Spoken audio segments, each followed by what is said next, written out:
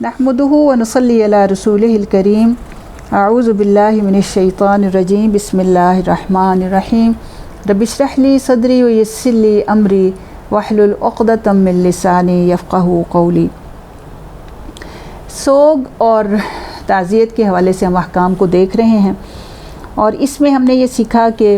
जब भी कोई ऐसी मौत का इस तरह का सदमा जो है पहुँचे तो फ़ौरी तौर पर सब्र करना चाहिए और अल्लाह रब्बुल आलमीन से उस मैयत के लिए दुआएं करना चाहिए। और सब्र के मामले में एक और सही हदीस ये है कि सैयदना अबू उमामा से रिवायत है कि रसूलुल्लाह सल्लल्लाहु अलैहि वसल्लम ने फरमाया कि अल्लाह ताला फरमाता है कि ए इब्ने आदम, अगर तूने सदमे के फ़ौरन बाद सवाब की नियत से सब्र किया तो मैं तेरी जज़ा के लिए जन्नत पसंद करूँगा। सुभान अल्लाह। अब ये देखें कि ये नोहा और बैन करना, क्या ये करना जायज़ है? इसको करना चाहिए कि नहीं करना चाहिए? तो इसको हम कुरान और सुन्नत की रोशनी में हम देखते हैं। हिंदुओं में आमतौर पर ये एक रिवाज है कि ताज़ियत के लिए आने वाला हर शख्स जज़ा और फ़ज़ा करता, नोहा और बैन करता है, गले मिलते हैं, फिर बड़ी अजीब व गरीब किस्म की आवाज़ें निकाली जाती हैं और साथ साथ वो मैयत की बातें दोहराई जाती हैं और ज़रूर इसको जो है वो किया जाता है। यहाँ तक कि ऐसा भी होता है कि बाकायदा पैसे देकर ऐसी औरतों को बुलाया जाती हैं जो कि बैन करती हैं। और कई दफ़ा कई ख़ानदानों में ख़ुद मैंने ये सुना है कि एक अगर बैन नहीं किया जाए तो दूसरे ख़ानदान वाले जो है बुरा मनाते हैं कि हमने तो इनकी मैयत पर बैन किए थे और ये हमारी मैयत पर आकर बैन नहीं कर रही। तो देखें, ये हिंदुओं का रिवाज है, वो एक कौम है हिंदू और उनका अपना तरीका है। हम चूँकि मुसलमान हैं, इस्लाम का ऐलान करते हैं, तो हमने काम क्या करना है जो हमें प्यारे नबी सल्लल्लाहु अलैहि वसल्लम बताएंगे। उसैद बिन उसैद एक ख़ातून सहाबिया से रवायत करते हैं जिन्होंने रसूलुल्लाह सल्लल्लाहु अलैहि वसल्लम से बैत की थी। कहती हैं कि रसूलुल्लाह सल्लल्लाहु अलैहि वसल्लम ने हमसे जो अहद लिए थे इसमें ये भी था कि चेहरा नहीं नोचेंगी, हाय वाय नहीं करेंगी, कपड़े नहीं फाड़ेंगी और बाल नहीं नोचेंगी। इसी तरह सैयदा उम्मे अतिया रदियल्लाहु अन्हा से रवायत है, ये बुखारी की रवायत है कि रसूलुल्लाह सल्लल्लाहु अलैहि वसल्लम ने हमें नोहा करने से मना किया। नोहा करना यही है, ये जो बाल पीटना, बाल नोचना, कपड़े फाड़ना, अपने गालों पे हाथ मारना, ज़ोर ज़ोर से चीखो पुकार करना। इसी तरह जब सैयदना खालिद बिन वलीद की वफ़ात हुई तो औरतें रोने लग गईं। सैयदना उमर रदियल्लाहु अन्हु को किसी ने ये जाकर औरतों को रोने की ख़बर दी तो आपने ये कहा कि उन्हें रोने दो, यानी रोना मना नहीं है, बशर्ते कि वो सरों पर खाक ना डालें और चिल्लाएं नहीं, यानी ज़ोर ज़ोर के चीख चिल्लाना से जो है वो मना किया गया है। इसी तरह बुखारी की एक रवायत है, सैयदना अब्दुल्ला बिन मसूद से रवायत है कि रसूलुल्लाह सल्लल्लाहु अलैहि वसल्लम फरमाए कि जो कोई गालों पर थप्पड़ मारे और गिरेबान फाड़े और कुफ्र की बात बके, यानी ये कुफ्र की बात क्या है कि ऐसा क्यों हुआ, अल्लाह ने ऐसा क्यों कर दिया या क्या बनेगा हमारा, ये सब कुफ्रिया बातें हैं, वो हम में से नहीं, यानी हम मुसलमानों में से नहीं। और दूसरी एक मुस्लिम की रवायत तो बहुत ही ज़्यादा समझने वाली है, अल्लाह करे कि लोग इसको समझ सकें। सैयदना अबू मालिक अशरी से रवायत है कि रसूलुल्लाह सल्लल्लाहु अलैहि वसल्लम ने फरमाया कि बैन करने वाली औरत अगर मरने से पहले तौबा नहीं करेगी तो इसे क़यामत के रोज़ खड़ा करके गंधक का पजामा और खुजली का यानी ख़ारिश का कुर्ता पहनाया जाएगा। अस्तग़फ़िरुल्लाह, यानी इतनी सख्त सज़ा है और हमारे माशरे में ऐसी चीज़ें बहुत ही ज़्यादा जो हैं वो आम हैं। तो नबी सल्लल्लाहु अलैहि वसल्लम के इत्तिबा का तकाज़ा ये है कि इस कुफ्रिया रस्म से फ़ौरी तौर पर जो है इससे जो है इज्तनाब किया जाए और इससे जो है बच जाया जाए। और इसके अलावा अगर जिन चीज़ों की इजाज़त मिलती है वो ये है कि जैसे गम का, शिद्दत से गम का मौका हो, अगर उस वक्त सदमे से इंसान बैठ जाए तो उसमें कोई मुमानियत नहीं है, क्योंकि उम्मुल मोमिनीन आयशा रदियल्लाहु अन्हा से रवायत है कि जब रसूलुल्लाह सल्लल्लाहु अलैहि वसल्लम पर ग़ज़वा मौता पर ज़ैद बिन हारिसा और जाफ़िर बिन तैयार और अब्दुल्ला बिन रवाहा की शहादत की ख़बर मिली तो आप सल्लल्लाहु अलैहि वसल्लम इस तरह बैठ गए कि गम आपके चेहरे मुबारक से ज़ाहिर होता था। मैं आपको दरवाज़े के अंदर से सुराख से देख रही थी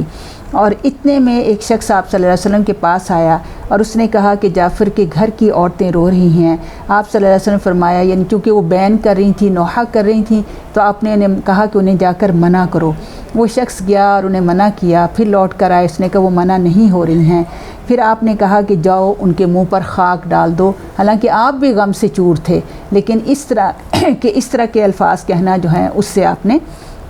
منع جو ہے وہ کر دیا گیا۔ پھر اس میں یہ ایک اور چیز جو ہے جو اہل میت کے لیے کرنا چاہیے وہ یہ ہے کہ جس کے گھر میں میت ہو گئی ہو ان لوگوں کے لیے کھانا تیار کرنا چاہیے۔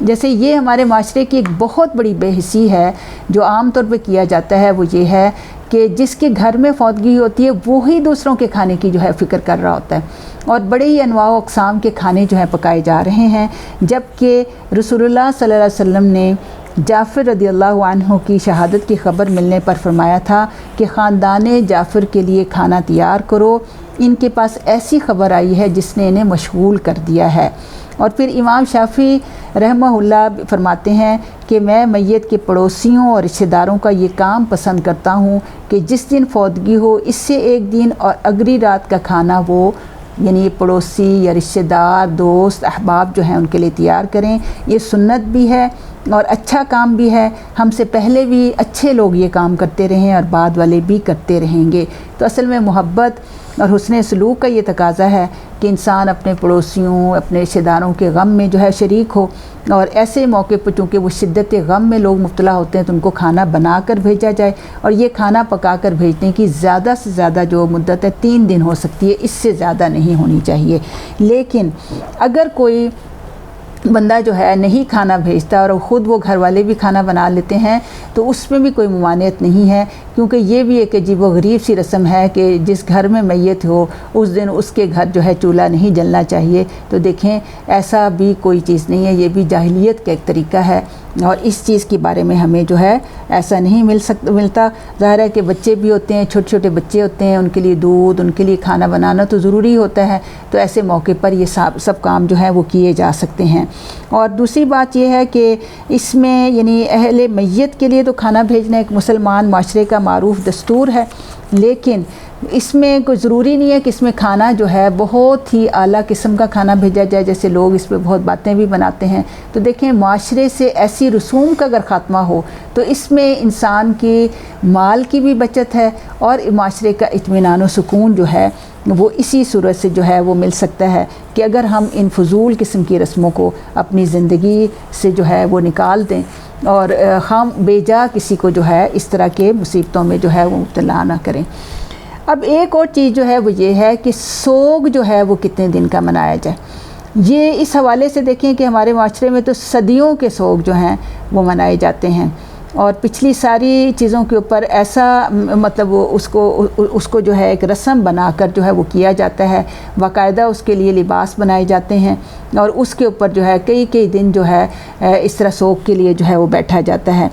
اللہ کے نبی کی سنت جو ہمیں اس بارے میں ملتی ہیں، دیکھیں کہ بخاری کی حدیث ہے، سیدہ ام عطیہ کا بیٹا فوت ہو گیا تو انہوں نے تیسرے روز زرد رنگ کی خوشبو منگوا کر اپنے بدن پر لگائی اور فرمایا کہ ہمیں خاوند کے علاوہ کسی اور پر 3 دن سے زیادہ سوگ کرنے سے منع کر دیا گیا ہے۔ اسی طرح سیدہ زینب بنت ابی سلمہ سے روایت ہے کہ حضرت ابو سفیان کی وفات کی خبر آئی تو حضرت ام حبیبہ جو ام المومنین بھی تھیں، انہوں نے تیسرے روز خوشبو منگوائی اور اپنے گالوں اور بازوں پر ملی اور فرمایا کہ مجھے اس خوشبو کی کوئی ضرورت نہیں تھی، لیکن میں نے رسول اللہ صلی اللہ علیہ وسلم کو فرماتے ہوئے سنا ہے کہ جو عورت اللہ اور یوم آخرت پر ایمان رکھتی ہے اس کو کسی میت پر 3 دن سے زیادہ سوگ کرنا درست نہیں، البتہ خاوند پر وہ 4 مہینے اور 10 دن جو ہے وہ سوگ کرے گی۔ تو اس سے پھر ہمیں یہ سمجھ آ گیا کہ 3 دن سے زیادہ جو ہے وہ سوگ نہیں کیا جا سکتا، اور سوگ منانا کوئی فرض یا مستحب جو ہے نہیں ہے، صرف اس میں یہ ہے کہ عورت کا شوہر اگر فوت ہوتا ہے تو چونکہ ایک بہت بڑا یہ ایک حادثہ ہوتا ہے، اور عورت کے لیے اللہ کے بعد شوہر جو ہے ایک بہت بڑا سہارا ہوتا ہے، اسی وجہ سے اللہ رب العالمین نے ایک بیوہ کو جو ہے 4 مہینے 10 دن کا سوگ منانے کو کہا ہے، جسے عدت بھی کہتے ہیں۔ اور ان ایام میں وہ بناؤ سنگھار یا کسی قسم کا زیور پہننے، نئے اور خوبصورت پہننے اور گھر سے باہر جانے سے رکے رہنے کی جو ہے وہ پابند ہے، لیکن کسی اور میت پر اس سے زیادہ سوگ نہیں منایا جا سکتا۔ اور مردوں کے لیے تو ہے کہ وہ بالکل اپنے عام کام کاج کر سکتے ہیں۔ عورت اگر کرتی ہے سوگ تو وہ 3 دن تک سوگ منا سکتی ہے کسی بھی اپنے عزیز رشتہ دار کے اوپر۔ اللہ تعالی ہمیں صحیح طور پر سنت کو جاننے، اس پر عمل کرنے اور اس کے مطابق اپنی زندگیوں کو گزارنے کی توفیق عطا فرمائے۔ وما علینا الا البلاغ المبین۔